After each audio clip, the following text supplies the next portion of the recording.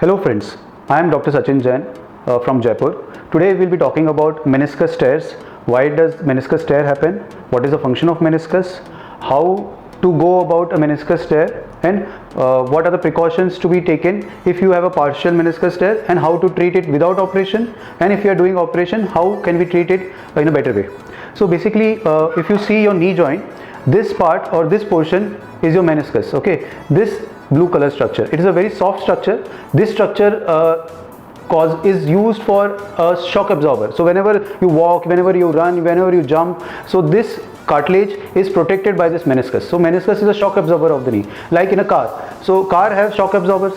Why are the shock absorbers? To protect the engine of the car. So if the shock absorbers get not working or they are damaged, the engine takes the load and engine gets damaged. So similarly, if meniscus is torn or meniscus is damaged, the cartilage takes the toll and cartilage starts getting deteriorated.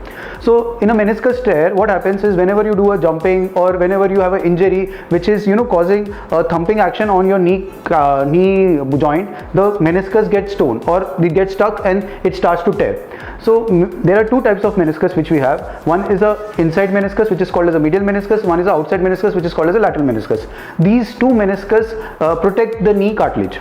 So there are different types of tears, different morphology of the tears which are very enormous, which we don't want to go into detail. We just need to find that which treatment or which meniscus should be treated non-operatively and which meniscus should be treated operatively. So if you see this meniscus, okay, this meniscus is outside wise, it is a thick structure, but as it goes inside, it flattens out. Okay, so it is a kind of a triangular structure. Outside is thick, inside is thin. This meniscus, from outside there is a blood supply which comes here. So this blood supply goes inside, but as it goes inside, the inside part is devoid of any blood supply. So inside there is no blood supply. It is devoid of any blood supply. The outside part is having blood supply. So this is called as a red zone. Middle part is called as a red-white zone, and inside part is called as a white-white zone. So if your tear is in this zone, the chances of healing of it is very good, because there is good blood supply. The healing of these meniscus is going to be fantastic. When it goes to the red-white zone, the meniscus healing also is good, but it is around 60 to 70%. As it goes inside, the healing potential becomes very less because there is no blood supply. So the healing of this meniscus will not be as good. So only 10 to 30% I would say. So this is a meniscus blood supply. The morphology of the tear. So there are different grades of tear. So grade 1, grade 2, grade 3. Grade 1 is this meniscus tear is just started to tear, but it has not gone all the way inside. It is just in the outside zone. So that part is a partial meniscus tear. When it goes to grade 2 or grade 3, when it becomes grade 3, means the whole meniscus is chopped off or it is cut completely in a vertical manner or in a radial manner or in a horizontal manner, different configuration on a complex manner, means in different directions. So these are the grade 3 tears. So in grade 1 and grade 2 tears, where there is red-white zone or red-white zone and partial tear, the chances of healing of these meniscus is very good. So I would say 70 to 80% of the time these meniscus will get healed up by itself. But as it goes and becomes grade 3 tear, these chances of healing is also there, but for that you should not put weight on this leg, you should not run, you should not jog, you should not climb stairs, you should not fold your legs and sit continuously. So that will allow it to heal up nicely.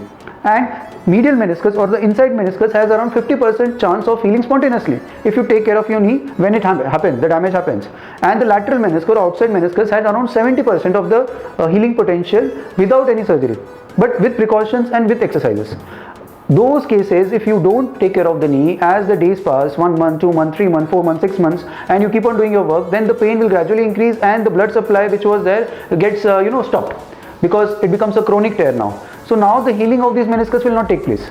So that point you need to get operated. So what we do is in the operation is that we have specialized instruments through keyhole surgery, like through arthroscopy, 2 small incision. We go inside, we look in the joint, we probe your meniscus, we check how is your tear, is the meniscus mobile, is the meniscus tight, is the tear vertical, is it in different direction, whatever direction is there, we try to repair it. Okay, with these two incisions only, there will be no cut outside, there will be no open incision, which is all now outdated treatment. So we will just go there and then repair those meniscus, and then for 1 to 1.5 months we will not push load on this knee, so that the meniscus whichever is being repaired doesn't get opened up, because now is the time for the meniscus to get protected. So when you protect this meniscus and the repair site, the chances of it healing is around 85 to 90%. Over a period of time, when you come for clinical examination, we check your part, or we have tests, we check it, and if you don't have pain, that means your meniscus is healing up. So over a period of time, 2 months, you will be walking normally, you will be having no pain, and all the meniscus will be healed up. So basically, meniscus is a very, very important structure. You shouldn't ignore this meniscus. ACL damage causes meniscus tear, so meniscus should be taken in priority to be repaired, because if you don't repair it, then the tear can becomes very, very complex and it can shatter. So if you cut two things into two parts, you can join it very easily, but if you chop it into many pieces and you try to join them, so that is not possible for us. So we need to take precaution, and you should be very aware of these things, that please don't take it for granted, or don't ignore these symptoms and keep on walking and keep on jogging on whatever you are doing, because that will damage your meniscus and your knee cartilage, which is a very, very important, or the workhorse of your knee. That will completely damage your cartilage and that will cause arthritis. So definitely you should be very, very importantly aware, and we are there to help you, we sports surgeons, at your place, or me, or anyone. So any problem with your knee or meniscus or ACL or ligaments or shoulder, whatever you have, please consult us. You can send your reports or MRI reports to us. We can help you in any way possible, and definitely you can get back to your old activity or complete relief of your symptoms. Thank you so much.